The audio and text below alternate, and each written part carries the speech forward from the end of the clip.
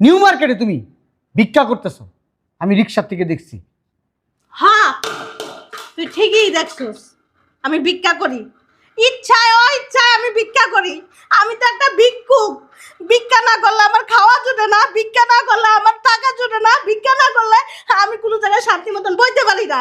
আমি তো ভিক্ষুক। আমার কপালটাই আল্লাহ খারাপ বানাইছে। আমার আল্লাহ কপালটাই আমার খারাপ দিছে যে আমি এত কষ্ট করছি তোরেন ছোটবেলায় নিয়ে, এখনো আমি কষ্ট করেই যাইতেছি। আমি একটা ভিক্ষুক, ভিক্ষুক আমি।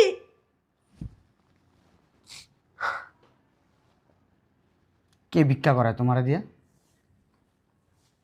স্বভাব, আমার স্বভাব। আমি তো কোনোদিন ভিক্ষা ছাড়তে পারবো না।